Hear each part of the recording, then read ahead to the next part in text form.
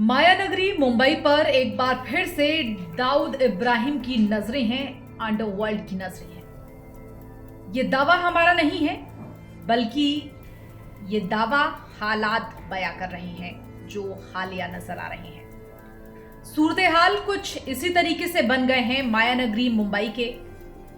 वैसे तो दाऊद इब्राहिम के यारी के किस्से बहुत ज्यादा मशहूर हैं मुंबई में, दोस्ती के किस्से मशहूर हैं, लेकिन इस वक्त जो आंख मिचौली का खेल चल रहा है मुंबई में, धमकियों का, वो बहुत ज्यादा इस वक्त चर्चा में है। चर्चा में क्यों ना हो? दरअसल कईयों से उसकी यारी है तो कईयों से दुश्मनी भी है, जिसके चर्चे हम लोग भले तरीके से उन सबसे वाबस्ता है।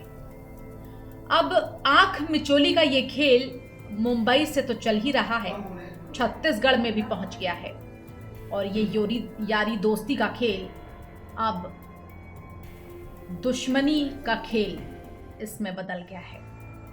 क्यों ऐसा हम कह रहे हैं? उसकी एक खास वजह है।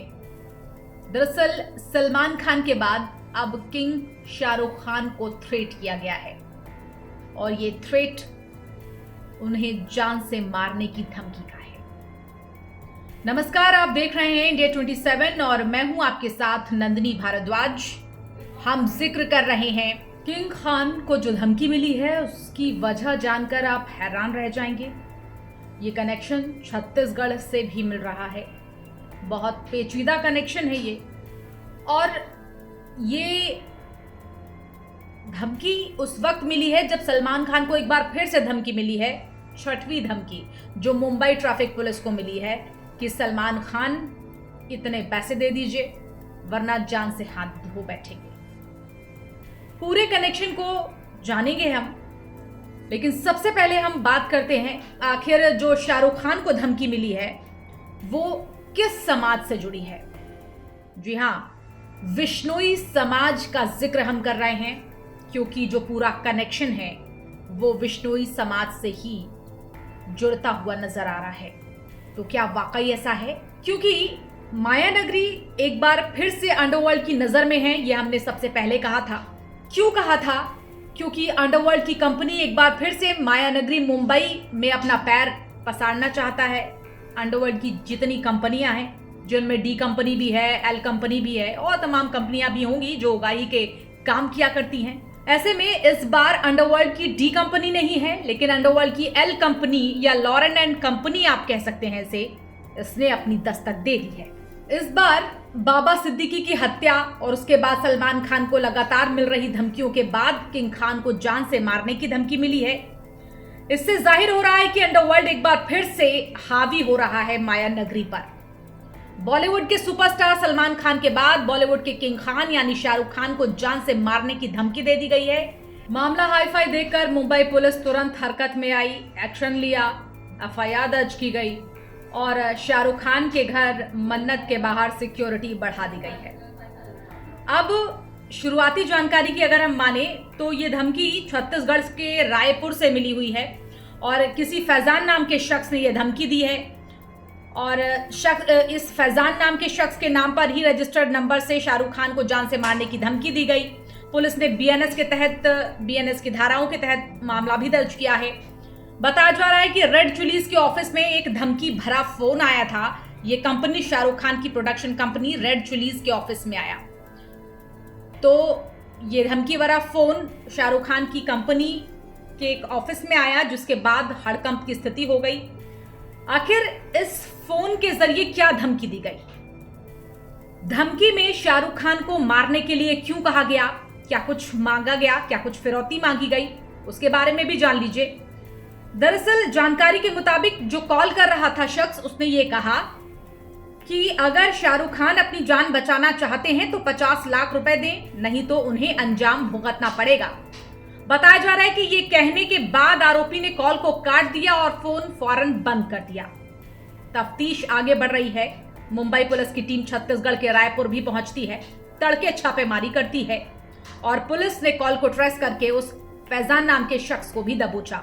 जब मुंबई पुलिस छत्तीसगढ़ के रायपुर पहुंचती है तो फैजान नाम के इस लड़के को दबोचती है, उससे पूछताछ करती है, पूछताछ में पता चलता है कि फैज़ान का 2 नवंबर को फ़ोन गुम हो गया था और हो सकता है कि शायद इसी फ़ोन के ज़रिए किसी शख्स ने शाहरुख खान के नाम से धमकी दी हो। अब इसकी क्या सच्चाई है, पुलिस ये पड़ताल कर रही थी। पड़ताल में एक ऐसा सच सामने आया, सच कह लीजिए या फिर ऐसी बातें सामने आई, ऐसी जानकारियां सामने आई कि पुलिस खुद उलझ गई। पुलिस इस बात में उलझ गई कि आखिर फैज़ान ये सब क्यों कह रहा है कि शाहरुख खान को उनके खिलाफ एक रिपोर्ट फैज़ान ने खुद दर्ज कराई थी। उसे खुद प्रॉब्लम थी सलमान खान के उस कृत्य पर जिसकी चर्चा कुछ सलमान खान से भी मिलती है।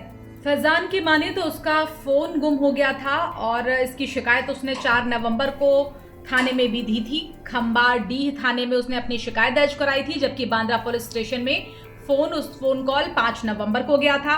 थाने में शिकायत की कॉपी दिखाए जाने के बाद फैज़ान को छोड़ तो दिया गया, लेकिन पुलिस ने कहा कि आपको दोबारा मुंबई थाने में आना होगा। 14 नवंबर को उसको मुंबई बुलाया गया है, यानी पुलिस की तफ्तीश आगे भी जारी रहने वाली है।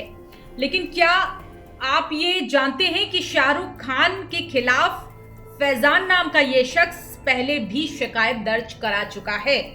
आपकी स्क्रीन पर उसकी शिकायत की एक कॉपी है।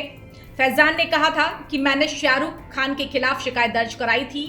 एक मीडिया रिपोर्ट की माने तो उन्होंने शाहरुख खान की 1994 में रिलीज हुई अंजाम फिल्म की एक क्लिप देखी थी, जिसमें एक सीन में वो हाथों में बंदूक लिए एक हिरण का शिकार करने आ रहे हैं। इस दौरान वो अपने नौकर हरि सिंह को कह रहे हैं कि गाड़ी में एक हिरण पड़ा हुआ है, उसे पकाकर खा लो। तभी फिल्म में एक अभिनेत्री शाहरुख खान से कहती हैं कि वो क्यों बेगुनाह जानवर को मारता है। जी हाँ, इस फिल्म में जो अभिनेत्री हैं शाहरुख खान से कहती नजर आती हैं कि वो क्यों बेगुनाह जानवरों को मारता है। इस पर शाहरुख खान कहते हैं कि उन्हें अच्छा लगता है, बहुत मजा आता है। और इसी क्लिप के बूते इस शख्स ने, फैज़ान नाम के शख्स ने ये रिपोर्ट दर्ज कराई है। उसने विश्नोई समाज का भी हवाला दिया है। क्या कुछ कहा है अपने रिपोर्ट में? उसने कहा है कि हिरण को विश्नोई समाज के लोग पूजते हैं। समाज के 29 धर्मों में से एक हिरण की रक्षा करना भी है। विश्नोई समाज के 29 धर्म हैं, उनमें से एक हिरण की रक्षा करना भी है। ऐसे में शाहरुख खान का इस तरीके से आपत्तिजनक डायलॉग बोलना गलत है। फैज़ान ने खुद को बेकसूर बताया है और उसने कहा है कि ये जो धमकी भरा कॉल गया है वो उसके फोन से गया होगा, लेकिन किसी और ने किया होगा, मैंने नहीं किया है। हकीकत क्या है, इस बाबत पुलिस तफ्तीश आगे बढ़ा रही है, लेकिन धमकी भरे फोन में उनके सिम का इस्तेमाल हुआ है, ये पुलिस बहुत अच्छे से जानती है, ये फैज़ान भी जानता है। इसीलिए आशंका है, उसने तो आशंका जताई है फैज़ान ने कि उसको फंसाने के लिए ये पूरी एक साजिश रची गई है। उन्होंने रायपुर एसएसपी संतोष से इस मामले की शिकायत भी की है, जिसमें खुद को और परिवार को जान से मारने की धमकी या एक खतरा भी बताया है। फैज़ान ने कहा है कि अगर ऐसा होता है तो उनकी जान को भी खतरा है, उनके परिवार को भी अपनी जान माल का खतरा है। गिरफ्तारी पर पुलिस ने कहा है कि आरोपी ने खुद कॉल किया या फिर किसी से करवाया था, ये तो जांच का विषय है। उधर शाहरुख खान की सुरक्षा में अब इजाफा चल रहा है और शाहरुख खान की हिफाजत की तैयारी पूरे बहुत अच्छे स्तर पर की जा रही है। हालांकि शाहरुख खान की सुरक्षा में अब सिक्योरिटी बढ़ा दी गई है। वैसे ये पहली बार नहीं है जब शाहरुख खान को जान से मारने की धमकियां मिली हो। इससे पहले भी शाहरुख खान कई बार अंडरवर्ल्ड की हिट लिस्ट में शामिल रहे हैं। उनकी जो फिल्म थी जवान और पठान, इनकी सफलता के बाद जान से मारने की धमकियां उन्हें अक्टूबर में मिली थी और इस बारे में किंग खान ने महाराष्ट्र पुलिस में भी लिखित में शिकायत दर्ज कराई थी, जिसके बाद उन्हें Y+ सिक्योरिटी दे दी गई थी। और अभी भी जब भी किंग खान इधर आते जाते हैं, भारत में जाते हैं, भारत से बाहर जाते हैं तो टाइट सिक्योरिटी से लेस होते हैं। लेकिन बॉलीवुड में ही नहीं, इस वक्त पूरे देश में धमकियों का दौर जारी है। इन धमकियों का केंद्र हालांकि मुंबई है, जहां सितारों को खुलेआम धमकियां दी जा रही हैं। और इस बार निशाना सलमान खान से थोड़ा हटकर किंग खान पर आया। ऐसे में स्टार्स, उनके फैंस भी खासे परेशान हैं, हैरान हैं, हलकान हैं कि आखिर ये हो क्या रहा है, धमकियां दे कौन रहा है।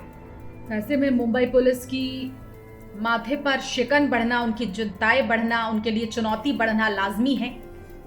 फैंस तो हलकान हैं ही, परेशान हैं ही, लेकिन मुंबई पुलिस के लिए भी चुनौतियां बढ़ गई हैं कि आखिर कौन है जो इस तरीके से धमकी दर धमकी दिए जा रहा है।